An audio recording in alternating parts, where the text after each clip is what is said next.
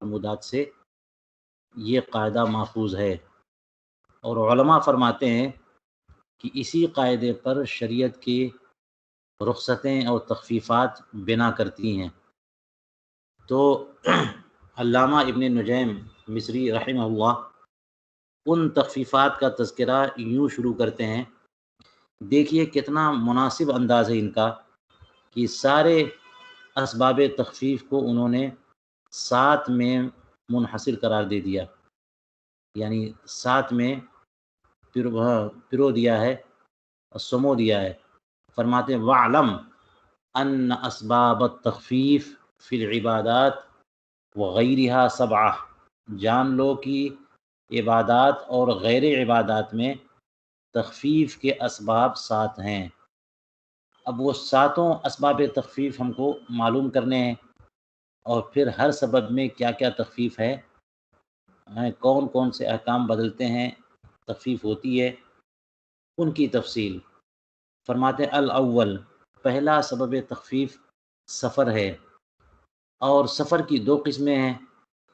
فرماتے ہیں کہ ایک تو وہ سفر ہے جو طویل ہے، اور ایک وہ ہے جو طویل نہیں ہے، بس یوں ہی بندہ شہر سے باہر نکل گیا، اپنے علاقے میں نہیں ہے تو باہر ہے، تو وہ ایک قسم ہے۔ اور پہلی قسم کیا ہے؟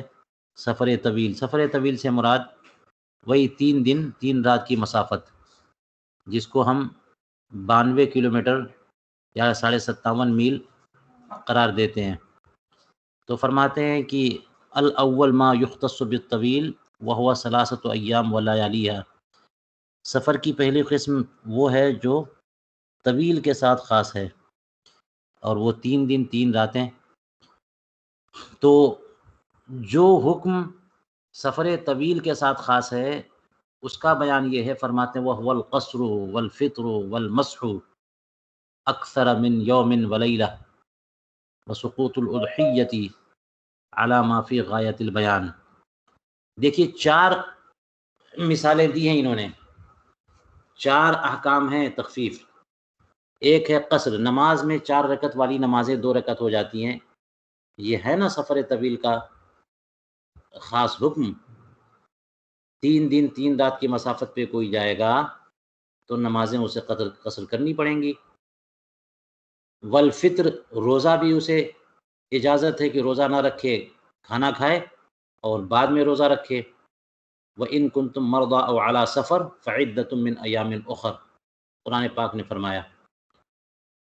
اور تیسری تخفیف کیا ہے؟ 1 دن 1 رات سے زیادہ مسح کرنا، یعنی مسح الخفین۔ مسح الخفین مقیم کے لیے 1 دن 1 رات کی مدت ہے، لیکن مسافر کے لیے 3 دن 3 رات۔ جب جب وضو ٹوٹے تو وہ چہرہ دھو لے، ہاتھ دھو لے، مسح کر لے سر کا، لیکن پاؤں دھونے کی ضرورت نہیں ہے۔ اگر خفین ہیں تو خفین رہنے دے اور بس اوپر مسح کر لے، کتنی آسانی ہوگی۔ تو لوگ جو آج کل سفر کرتے ہیں ان کو جوتا بوٹ یہ سب اتارنا، دھونا، پھر اس کا ایک مشقت ہوتی ہے، اس میں آسانی ہو گئی کہ اوپر ہی سے مسح کر لینے میں بہت آسانی ہے۔ تو یہ آسانی جو 1 دن 1 رات کی تھی، یہ اس کی مدت بڑھا کر کے 3 دن 3 رات کر دی گئی، یہ اور آسانی ہو گئی۔ اسی طرح سے اضحیہ کا سقوط، یعنی قربانی ساقط ہے۔ سب کو پتہ ہے مسافر پر قربانی واجب نہیں ہے۔ ابھی ہم نے بات کی ہے کہ قربانی کے وجوب اضحیہ کی شرطوں میں سے ایک شرط کیا ہے؟ مقیم ہونا۔ بندہ مقیم ہے تو قربانی ہے اس کے ذمہ، ورنہ قربانی نہیں ہے۔ تو کوئی بندہ سفر طویل پر ہے تو اضحیہ ساقط ہے، جیسا کہ غایۃ البیان میں یہ موجود ہے۔ یہ وہ احکام تخفیف ہیں جو سفر طویل کے ساتھ خاص ہیں۔ اور والثانی ما لا یختص بہ، اور دوسرے قسم کے وہ احکام یا سفر کی دوسری قسم وہ جو کہ طویل کے ساتھ خاص نہیں ہے۔ سفر طویل ہو ضروری نہیں ہے، سفر قصیر میں بھی وہ حکم ہے، اور سفر طویل میں ہے تو ہے ہی ہے۔ بندہ 3 دن کی مسافت پہ چلا جائے تب بھی ہے، اور شہر سے باہر نکل گیا تب بھی ہے۔ تو فرماتے ہیں کہ یہ جو مالا یختص بہ کہہ دیا کہ جو سفر طویل کے ساتھ خاص نہیں ہے، اس سے کیا مراد ہے؟ فرماتے ہیں مطلق الخروج عن المصر، صرف اپنے علاقے سے یعنی شہر سے نکل جانا، شہر سے باہر نکل گئے۔ آپ نے پڑھا ہوگا سفر کے بیان میں بھی کہ مسافر پہ جو سفر کے احکام نافذ ہوتے ہیں وہ کب سے؟ مصر سے باہر ہونے کے بعد سے۔ جب تک بندہ اپنے گھر سے نکلنے کے باوجود مصر کے اندر چل رہا ہے تو سفر کے احکام اس پر نافذ نہیں ہوتے جب تک کہ شہر سے باہر نہ ہو جائے۔ تو یہی مراد ہے کہ بندہ چاہے 10-5 کلومیٹر دور کے لیے گیا ہے لیکن شہر سے باہر ہو گیا تو اپنے علاقے سے باہر ہو گیا، اس کو ہلکا پھلکا سفر کہہ سکتے ہیں۔ تو کیا اس سے بھی کوئی تخفیف ملتی ہے؟ فرماتے ہیں ہاں، وہ کیا ہے؟ ترک الجمعہ والعیدین والجماعہ والنفل علی الدابہ وجواز التیمم واستحباب القرعہ بین نسائہ۔ دیکھ لیجئے، فرمایا ایک تو یہ ہے کہ جمعہ فرض نہیں ہے شہر سے باہر ہو گئے تو، جیسے کہ قروی دیہاتی پہ جمعہ فرض نہیں ہے۔ دوسرے یہ کہ عیدین فرض نہیں ہے، واجب نہیں ہے، جو شہر کا ہوگا اس پہ عیدین واجب ہے، تو دیکھیں تخفیف ہے نا۔ جماعت واجب نہیں ہے، جماعت سے بھی رخصت ہے، بندہ اپنے شہر سے باہر ہو گیا تو یہ بھی تخفیف جہاں پر آپ ہیں وہیں آپ پڑھ لیجئے۔ چوتھی تخفیف دیکھیے، دابہ پر نفل پڑھنے کی بھی اجازت ہے۔ آپ کو پتہ ہے کہ اتحاد مکان شرط صحت صلاۃ ہے، اور یہاں جو ہے جب بندہ دابے پر ہوتا ہے، سواری پہ چل رہا ہوتا ہے، اس وقت اتحاد مکان والی شرط نہیں پائی جاتی، اس لیے نماز نہیں ہوتی، لہٰذا نفل نماز بھی نہیں ہوگی چلتے ہوئے، مگر نفل نماز دابے پر ہو جائے گی جب بندہ شہر سے باہر چلا جائے۔ یہ نہ سمجھ لیں کہ نفل نماز دابے پر، کار پہ، گاڑی پہ، ٹرین پہ جو ہے وہ کبھی بھی ہو جائے گی، یہ ہو جاتی ہے نفل نماز دابے پر، مگر جبکہ شہر سے باہر، شہر کے اندر نہیں۔ کیوں یہ رخصت ملے گی شہر کے اندر؟ آپ کو شہر میں کیا پریشانی ہے؟ آپ زمین پہ آئیے، نفل پڑھیے۔ باہر جو ہے وہ دقت ہو سکتی ہے کہ بیٹھنے کی جگہ نہیں ہے، ہمیں جلدی آگے بڑھنا ہے، کسی کا خوف ہو سکتا ہے، ہزاروں وجہیں ہو سکتی ہیں، تو نفل علی الدابہ یہ بھی ایک رخصت ہے، ورنہ نماز دابے پر نہیں ہو سکتی۔ یہ رخصت بھی کس کے ساتھ پائی جا رہی ہے؟ مطلق سفر، صرف شہر سے باہر ہو گئے۔ اسی طرح سے فرماتے ہیں وجواز التیمم، تیمم جائز ہے۔ ایک مسئلہ یہاں پر یاد رکھنا چاہیے، اسی کے ضمن میں بتانا چاہ رہا ہوں میں، لوگ سمجھتے ہیں کہ پانی نہیں ہے تو تیمم جو ہے نا وہ ولم تجدوا ماء، قرآن پاک نے فرمایا تو تیمم کر سکتے ہیں۔ یہ یاد رکھیے گا، یہ شہر کے اندر نہیں ہے کہ پانی نہیں ہے تو تیمم کر سکتے ہیں، شہر کے باہر، کیونکہ شہر کے اندر ہونا اور پانی نہ ہونا یہ دونوں میں تنافی ہے کہ شہر آباد کیسے ہے، شہر کا سسٹم چل کیسے رہا ہے۔ آپ جب کہہ رہے ہیں کہ شہر میں پانی نہیں ہے تو اس کا مطلب یہ کہ آپ نے دیکھا نہیں ہے پانی، اور واقعتاً پانی نہیں ہوگا تو پھر تو واقعتاً اجازت ہوگی، پانی کوئی خاص علاقے یا خاص ٹینک سے پانی تھا اور کوئی صورت ہی نہیں پانی کی، وہی ختم ہو گیا۔ ورنہ شہر کے اندر کوئی جو ہے پانی ادھر ادھر گھوم گھوم کے دیکھ لیا اوپر اوپر سے، نہیں ملا تو اجازت نہیں ہے، بلکہ قاعدے سے اس کو دیکھنا ہوگا۔ اور شہر کے باہر جب ہو گئے تو آپ کو پتہ ہے 1 میل جانا 1 میل آنے کی مسافت ہے، پانی کا کوئی گمان نہیں ہے تو تیمم کر سکتے۔ تو تیمم کے جواز کی جو صورت ہے وہ شہر سے باہر ہونا ہے، شہر کے اندر نہیں۔ وَاِسْتِحْبَابُ الْقُرْعَةِ بَيْنَ نِسَائِهِ، اپنی ازواج کے درمیان قرعہ اندازی کا مستحب ہونا۔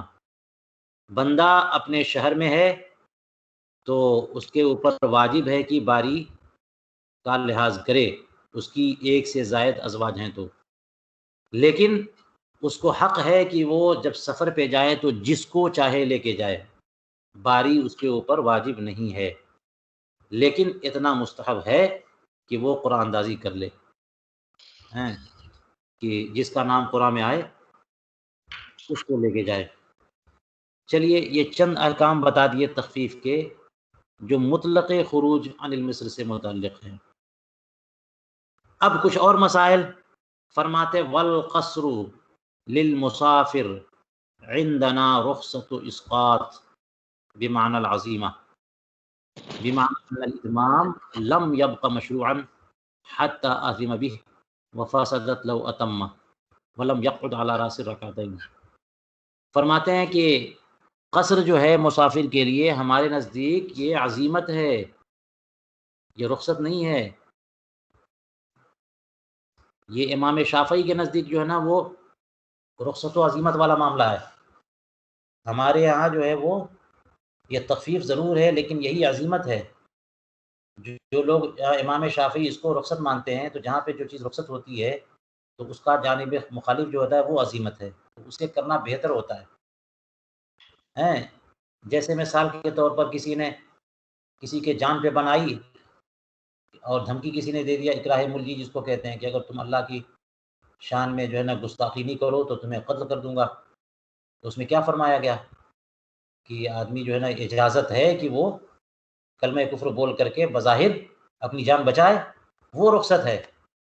اور بہتر یہ ہے کہ اپنی جان نہ بولے اللہ کی شان میں اسی بات اور جان دے دے۔ یہ ہے رخصت و عزیمت۔ رخصت میں اجازت ہوتی ہے، بہتر وہ ہوتا ہے جو اس کا جانب مخالف ہے۔ جی، لیکن سفر کے بارے میں بھی امام شافعی نے یہ کہہ دیا کہ 2 رکعت پڑھنا یہ رخصت ہے اور بہتر ہے کہ 4 رکعت پڑھیں۔ ہمارے یہاں یہ رخصت نہیں ہے، ہمارے یہاں یہ عزیمت ہے۔ اسی کو رخصت عزیمتی کو رخصت اسقاط کہا، رخصت اسقاط فرمایا، یہ عزیمت ہے، یعنی واجب ہے کہ آپ جو ہے 2 رکعت پڑھیں۔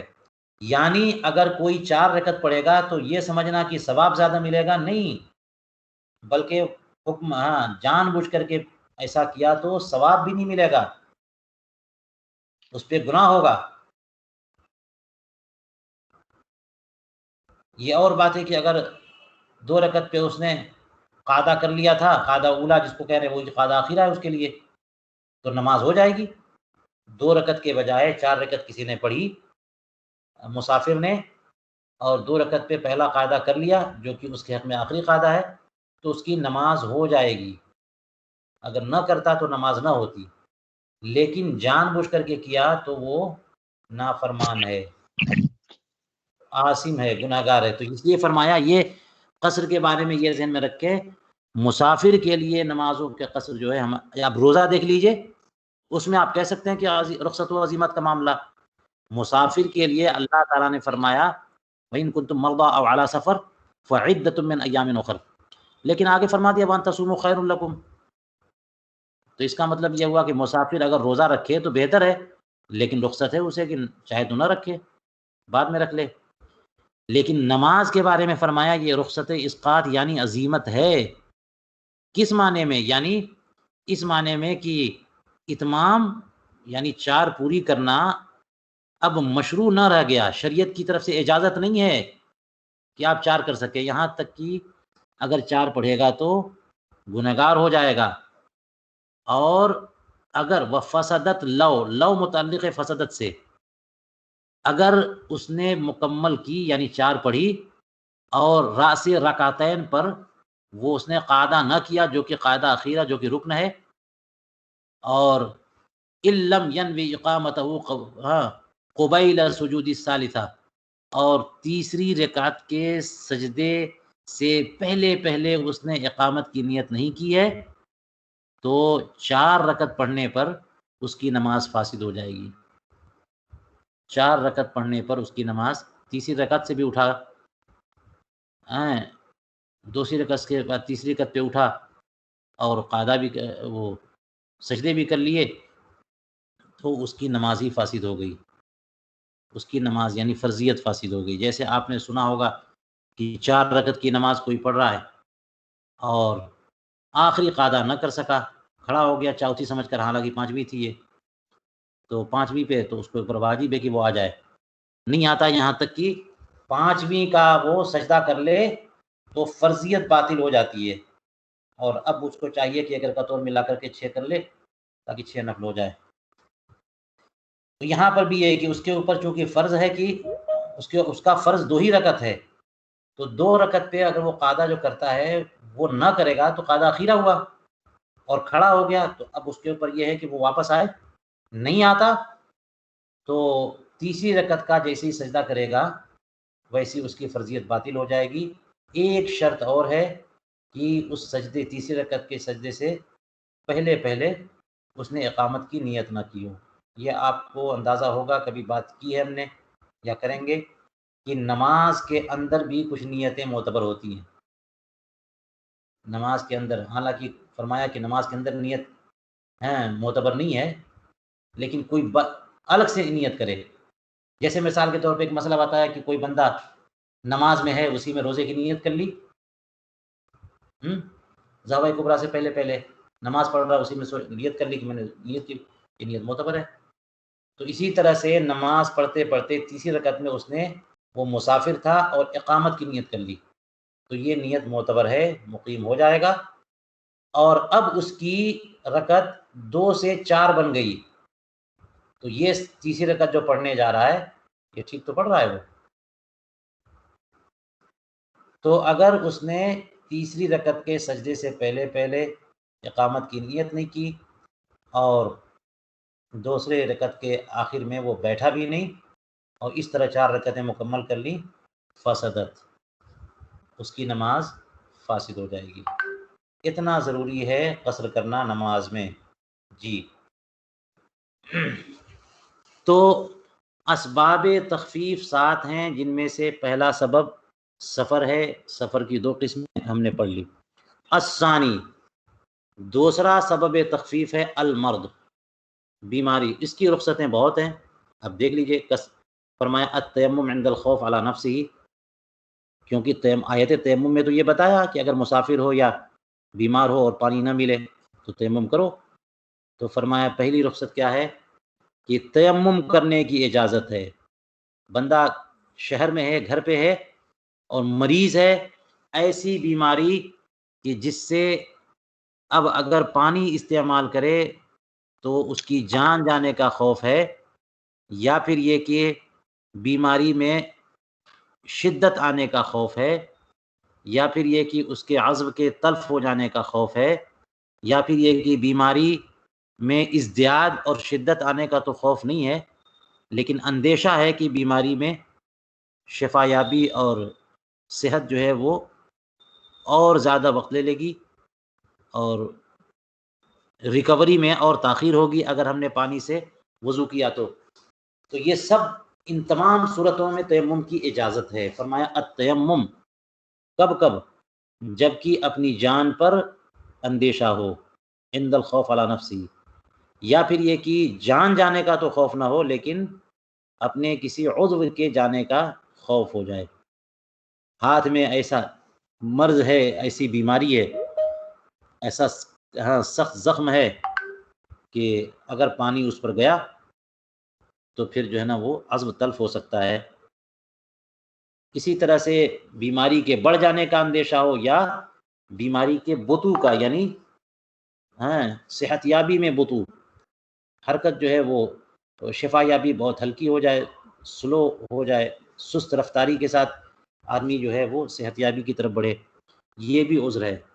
اسی طرح سے بیماری کی وجہ سے اجازت ہے کیا، والقعود فی صلاۃ الفرض، فرض نماز میں بیٹھ کر پڑھنا۔ آپ کو پتہ ہے کہ قیام رکن ہے، لیکن بندہ اگر بیمار ہے، کھڑا نہیں ہو سکتا، تو اسے اجازت ہے کہ بیٹھ کر کے پڑھ لے، یہ بھی تخفیف ہے۔ اسی طرح سے نماز میں چت لیٹ جانا، چت لیٹ کر کے، یعنی کوئی اتنا بیمار ہے کہ بیٹھ کر کے بھی نہیں پڑھ سکتا، تو پھر اس کا حکم ہے کہ وہ لیٹ جائے اور اشارے سے پڑھے۔ والاضطجاع فیہا والایماء، تو استجاع میں ایماء ہے، بیٹھ کر کے پڑھنے میں بھی ایماء ہے۔ کیا ایماء؟ وہ رکوع کا اشارے سے کرتا ہے، بندہ سجدہ تو پورا کر لیتا ہے، اور سجدہ بھی جو ہے اگر پورا نہ کرے، اشارے سے کرے تو اس میں بھی ہے، لیکن چت لیٹ کر کے جو بندہ نماز پڑھتا ہے وہ تو پوری کی پوری نماز ہی اشارے سے ہوتی ہے۔ تو یہ رخصت جو ہے یہ بیماری کی وجہ سے، اور بھی دیکھ لیجئے کیا کیا رخصتیں بیماری کی وجہ سے ملتی ہیں۔ فرمایا جماعت سے تخلف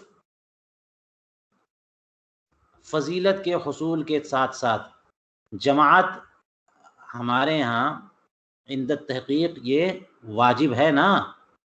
اعلیٰ حضرت فرماتے ہیں کہ بار بار اعلیٰ حضرت نے اپنے فتاویٰ میں لکھا کہ کوئی بلا عذر جان بوجھ کر کے جماعت چھوڑ دے تو فاسق ہے، تو یہ دلیل وجوب ہے۔ رسول کریم علیہ الصلوۃ والسلام کا جو ارشاد ہے تو یہ حدیث سے بھی ثابت ہے۔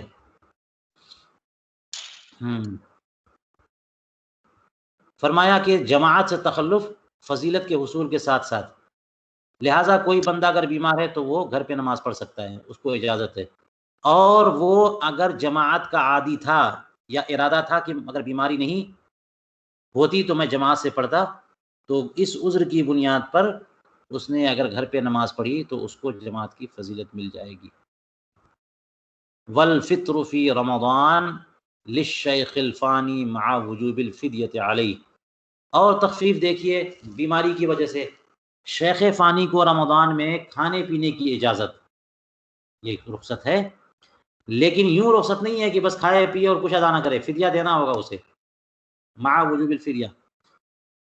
والانتقال من الصوم الى الاطعام فی کفارۃ الظہار، اور دیکھیے رخصت کیا ہے، ظہار کے کفارے میں روزے سے اطعام کی طرف منتقل ہونا۔ اللہ تبارک و تعالیٰ نے کفارے ظہار کی تفصیل بتائی ہے قرآن پاک میں، فتحریر رقبہ ہے کہ غلام آزاد کرنا ہے، اور اگر نہ ہو سکے تو فرمایا کہ 60 مسکینوں کو کھانا کھلانا، اور وہ نہ ہو سکے تو پھر نہیں، 60 دن روزے رکھنا، اور وہ نہ ہو سکے تو 60 مسکینوں کو کھانا کھلانا۔ تو نہ ہو سکے تو بیماری کی وجہ سے اگر کوئی روزہ نہیں رکھ سکتا 2 مہینے کا تو پھر وہ 60 مسکینوں کو کھانا کھلائے، یہ رخصت ہوئی نا، کہ چلو 2 مہینے کا روزہ نہیں رکھنا ہوگا اور مسکینوں کو کھانا کھلا دیں گے تو کام چل جائے گا۔ تو یہ بھی ایک تخفیف کس بنیاد پہ ملی ہے؟ بیماری کی وجہ سے۔ اسی طرح والفطر فی رمضان، اور رمضان میں کھانے پینے کی اجازت۔ ذرا دیکھیے گا پہلے بھی اوپر کہہ چکے ہیں شیخ فانی کے لیے، اور یہاں بھی پھر کہہ رہے ہیں فطر فی رمضان، اس کا مطلب یہ ہوا کہ وہ ایک خاص گروپ کے لیے ہے، وہ شیخ فانی وہ بیماروں میں شامل کر لیا ہے، لیکن کوئی ضروری تو نہیں ہے کہ شیخ فانی بہت ہی بوڑھا ہے تو بیمار ہی ہو۔ شیخ فانی کا مطلب تو یہ ہے کہ اب اس کے پاس اتنی قوت ہی نہیں ہے کہ بھوک برداشت کر سکے، اتنا کمزور، اتنی نقاہت آ گئی ہے، کوئی الگ سے بیماری نہیں ہے، لیکن بڑھاپا خود ایک بڑی بیماری ہے، اس لیے اس کو بیماروں میں شامل کر لیا۔ ورنہ آگے بتایا ہے کہ کوئی اگر مریض ہے جس کی وجہ سے وہ روزہ نہیں رکھ سکتا تو اس کو اجازت ہے کہ وہ روزہ چھوڑ دے، دوا کھائے، غذا کھائے، اور بعد میں روزہ رکھے۔ قرآن کریم میں دونوں کو بیان فرمایا ہے۔ سورہ بقرہ میں جو آیت صوم ہے، یا ایھا الذین آمنوا کتب علیکم الصیام کما کتب علی الذین من قبلکم لعلکم تتقون، اور آگے دیکھیے وَإِن كُنتُم مَرْضَىٰ أَوْ عَلَىٰ سَفَرٍ فَعِدَّةٌ مِّنْ أَيَّامٍ أُخَرَ، مرضى کے ساتھ ہے نا، حالانکہ آگے الگ سے بیان کیا وَعَلَى الَّذِينَ يُطِيقُونَهُ فِدْيَةٌ طَعَامُ مِسْكِينٍ، تو شیخ فانی کا حکم الگ دیا اور مریض کا حکم الگ ہے۔ تو شیخ فانی کا معاملہ تو یہ ہے کہ وہ کھائے پیے، فدیہ دینا ہوگا، اور جو مریض ہے شیخ فانی کے علاوہ وہ کھائے پیے اور فدیے سے کام نہیں چلے گا، اسے قضا کرنی ہوگی۔ اور دیکھیے رخصت والخروج من المعتکف، کوئی بندہ اعتکاف میں بیٹھا ہوا ہے اور اب اسے بیماری آ گئی، اعتکاف توڑنا یہ تو حرام ہے، جب اعتکاف میں چلے گئے تو عمل کو باطل کرنا ہوا، تو اعتکاف توڑنے کی اجازت نہیں ہے، لیکن ایسی بیماری ہو گئی کہ اب ڈاکٹر کے یہاں جانا ضروری ہے یا نہیں رہ سکتے اب معتکف میں، تو معتکف سے نکلنے کی اجازت ہو گئی۔ اسی طرح سے اور رخصتیں دیکھ لیجئے، بیماری کی وجہ سے جو رخصتیں ملتی ہیں، استنابت فی الحج وفی رمی الجمار، حج میں کسی کو نائب بنانا، حج بدل جس کو کہتے ہیں، حج بدل، استنابہ کسی کو نائب قرار دینا، اپنا کسی کو وکیل بنانا، قائم مقام بنانا، یہ حج میں اس کی اجازت ہے۔ کب ہے؟ جبکہ بندہ بیمار ہو، ورنہ حج تو بدنی عبادت ہے، بدنی عبادت میں وکالت تو چلتی نہیں ہے، اس لیے نماز کا وکیل آپ کسی کو بنا نہیں سکتے، روزے کا وکیل کسی کو آپ بنا نہیں سکتے۔ لیکن حج میں وکالت اس لیے چل جاتی ہے کہ حج جو ہے وہ بدنی اور مالی دونوں عبادتوں کا مجموعہ ہے، من وجہن عبادت مالی سے تعلق ہے، تو حالت عذر میں نیابت چل جاتی ہے۔ نماز میں، روزے میں تو حالت عذر میں بھی نیابت نہیں ہے، حج میں حالت عذر میں، اور وہ کیا عذر ہے؟ بندہ بیمار ہے، جا نہیں سکتا حج کے لیے، پیسے ہیں اس کے اوپر، حج فرض تھا، فرض ہے، کسی کو بھیج دے۔ اسی طرح سے رمی جمار میں بھی استنابت جائز ہے اس کے لیے، یہ ایک اور رخصت ہے۔ آپ کو پتہ ہے رمی جمار واجب ہے حج کے لیے، چاہے تمتع ہو، چاہے افراد ہو، چاہے قران ہو، جمرات کی رمی تو کرنی ہے۔ لیکن اگر کوئی بندہ بیمار پڑ گیا تو وہ اپنی 7 کنکریاں کسی کو دے سکتا ہے، لے جائیے میری طرف سے آپ جمرات کی رمی کر دیجیے۔ تو یہاں پر آج کل لوگ جاتے ہیں اور وکیل بنا دیتے ہیں، بلکہ لوگوں نے اور آسان سمجھ لیا ہے، جو جناب جو بھی بوڑھے لوگ ہیں، بچے جو اپنی ماں کی طرف سے کر دیتے ہیں، سب لوگ آسان کھیل سمجھ لیا ہے۔ یہ عذر کی بنیاد پر جائز ہے، یہ نہیں ہے کہ آرام کے لیے ماں ہے، کوئی بوڑھا ہے، کوئی مجبور ہے۔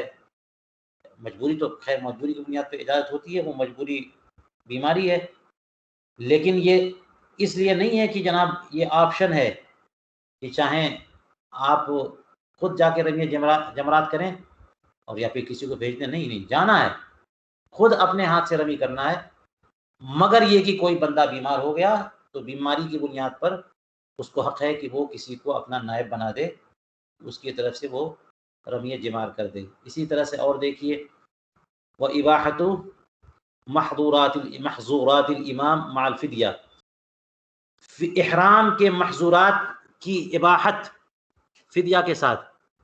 اب احرام کے بارے میں تو پتہ ہے نا، آپ لوگوں نے قدوری شریف میں حج کا بیان پڑھ لیا کہ احرام سے کیا کیا پابندیاں ہیں، بہار شریعت میں دیکھا ہوگا۔ تو یہ سب خوشبو لگانا، جوئیں مارنا، ناخن کتروانا، بال کاٹنا، بال توڑنا،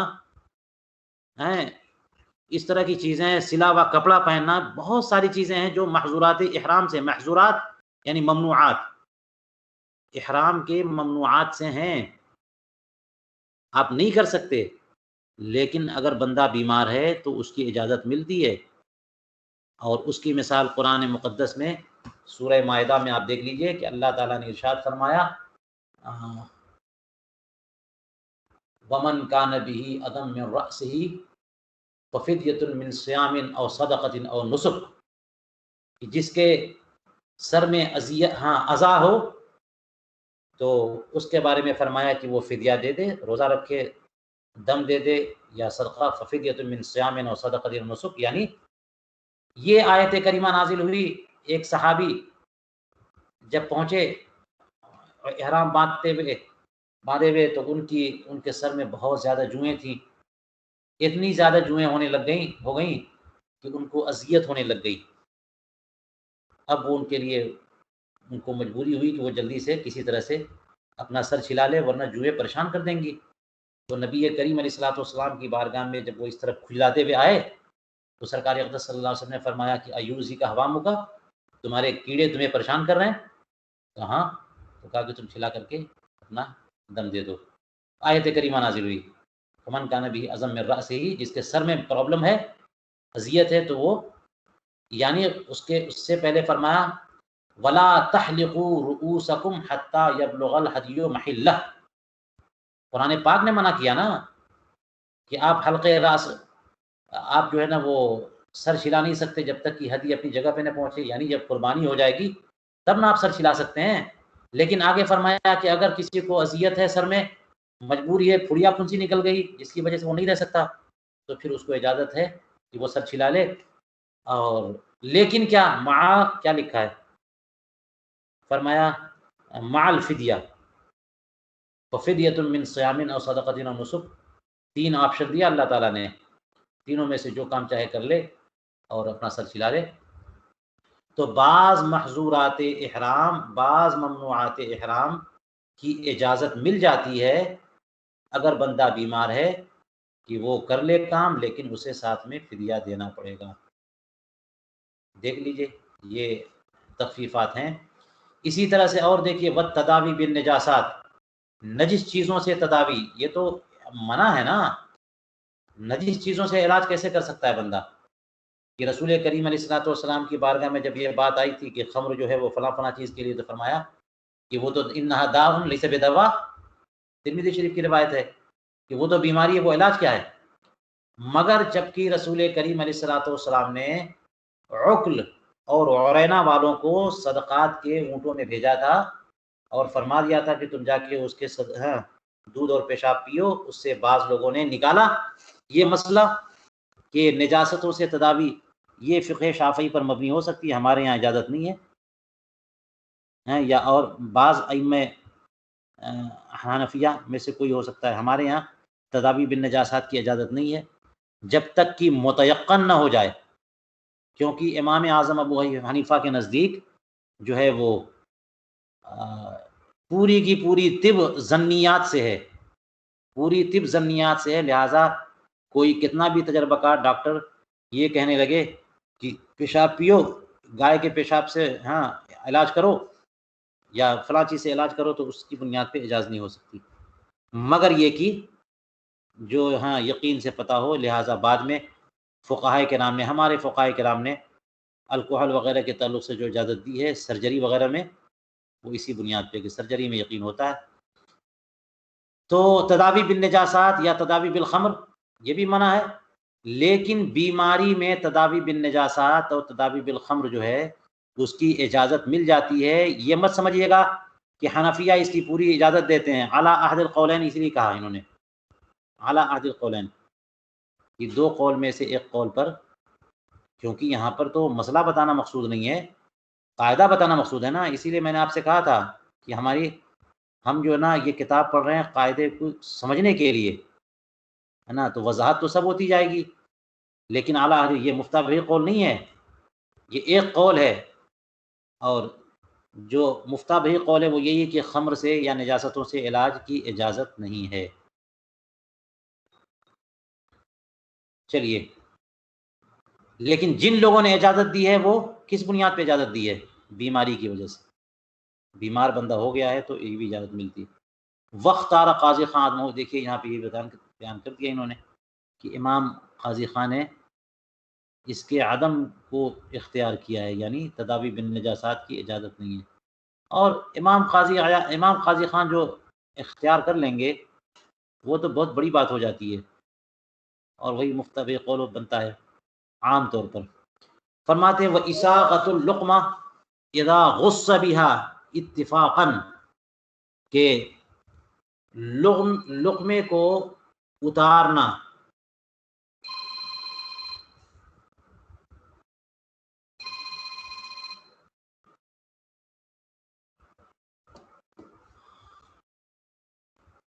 یعنی اذا غصہ، جب کہ پھنس جائے، تو بہا کی ضمیر جو ہے وہ جا رہی ہے اساقہ کی طرف، حالانکہ غصہ کی طرف بھی ہو سکتی ہے کہ جب کوئی چیز پھنس جائے، لیکن بہا کی طرف لوٹائیں تو بہتر ہے کہ کوئی چیز آپ کھا رہے ہیں، بوٹی ہے، آپ چبانا چاہ رہے تھے لیکن وہ پھسلی بوٹی ایسی کہ وہ ڈائریکٹ حلق کی طرف چلی گئی، اور بوٹی آپ نے چھوٹی بنا نہیں پائے تھے، توڑ کے کاٹ کے زبان سے، اور وہ جا کر کے یہاں پر حلق میں پھنس گئی بوٹی۔ اب کچھ چاہیے کہ کوئی چیز پی کر کے اس بوٹی کو جو ہے نا اندر اتاریں، اور کچھ بھی نہیں ہے سوائے سامنے شراب کے، سوائے شراب کے کچھ بھی ہے نہیں، پانی نہیں ہے، تو کیا شراب پینے کی اجازت ہے؟ یہاں پہ فرماتے ہیں کہ جب کوئی چیز پھنس گئی ہے تو اساغت لقمہ کے لیے خمر کے ذریعے اساغت لقمہ کی اجازت ہے، یہاں پر اتفاقاً بتایا ہے، یہ اعلیٰ احد القولین نہیں، حنفیہ کا بھی قول ہے، کہاں جان بچانے کی بات آ گئی ہے، تو سورہ مائدہ میں ہے نا، کہ حالت اضطرار میں مردار اور خمر وغیرہ کی اجازت جان بچانے کے لیے، غیر باغن ولا عاد۔ تو وہ الگ کیس ہو گیا۔ یہ علاج کی بات نہیں ہے، یہ جان بچانے کی بات ہے۔ کوئی چیز حلق میں جا کے پھنس جائے، دیر تک پھنسی رہے، بندہ مر جائے گا۔ اسی طرح سے اور دیکھیے رخصت کیا ہے، وَإِبَاحَةُ النَّظَرِ لِلطَّبِيبِ حَتَّى الْعَوْرَةَ وَالسَّوْءَتَيْنِ، یوں ہی ایک رخصت یہ بھی ہے کہ ڈاکٹر جو ہے وہ نظر کر سکتا ہے یہاں تک کہ شرم کے مقامات کو بھی، اور سوءتین ہیں یعنی عورتین غریزتین کو بھی۔ سوءتین کے سوآ کہتے ہیں خود شرمگاہ کو، شرم کی جگہ کو، تو آگے یا پیچھے دو جو شرمگاہ ہے اس کے بارے میں کہہ رہے ہیں کہ وہاں تو وہ تو عورت غلیظہ ہے، تو عورت غلیظہ کی طرف نظر کرنا کسی کو اجازت نہیں ہے۔ لیکن یہاں پہ فرمایا کہ اگر بندہ بیمار پڑ جائے اور بیماری ایسی جگہ ہو تو ڈاکٹر کو بقدر ضرورت نظر کرنے کی اجازت ہے۔ کیوں اجازت ہے؟ یہی بیماری وجہ ہے۔ تو ہم نے اب تک 7 اسباب تخفیف میں سے 2 سبب پڑھ لیے۔ تیسرے سبب کے بارے میں فرمایا الاکراہ، چوتھا سبب تخفیف ہے النسیان، پانچواں سبب تخفیف ہے الجہل، وسیأتی لہا مباحث، اور اس کی بحثیں عنقریب آئیں گی۔ تو چلیے اکراہ جو سبب تخفیف ہے، آپ کو میں نے ایک بات بتائی تھی ابھی کہ الا من اکرہ وقلبہ مطمئن بالایمان، فرمایا کہ کلمہ کفر کہنے کی کوئی اجازت نہیں ہے مگر وہ کہ جس کو مجبور کیا گیا، دھرا ہاں لے کہ اس کا دل جو ہے ایمان پر مطمئن ہو، اس کو کلمہ کفر زبان سے بول دینے کی اجازت ہے۔ تو کیا زبان سے کلمہ کفر بولنے کی عام طور پہ اجازت ہے؟ نہیں اجازت ہے، لیکن اکراہ ملجی میں اس کی اجازت ملتی ہے۔ نسیان کے بارے میں بھی ہے کہ کوئی بندہ بھول گیا تو بھولنے کی وجہ سے اس کا عذر ختم ہو جاتا ہے، گناہ نہیں ہوتا، اور وہ اس کی قضا کر لے یا تلافی کر لے تو معاملہ بن جاتا ہے۔ جہل بھی کبھی کبھی عذر ہے، عام طور پہ جہل عذر نہیں ہے۔ جہل جو ہے وہ مسائل سے جہالت عذر کب ہے؟ جبکہ بندہ دارالحرب میں ہو، اور مسائل سے عذر دارالاسلام میں، مسائل سے جہل دارالاسلام میں عذر نہیں ہے۔ کب کب جو ہے جہالت عذر ہے، اس کی بحثیں آگے آئیں گی۔ چلیے یہیں پر ہم اپنا درس روکتے ہیں، اور انشاءاللہ کل سے یہاں السادس سے درس جاری کریں گے۔ وآخر دعوانا الحمد للہ رب العالمین۔ آپ حضرات ارشاد فرمائیے، کوئی چیز پوچھنا ہو تو۔ السلام علیکم۔ وعلیکم السلام ورحمۃ اللہ۔ ذرا جہل جو ہے وہ دارالسلام میں حضور تو نہیں ہے؟ ایک منٹ یہ ریکارڈنگ بند کر دیں۔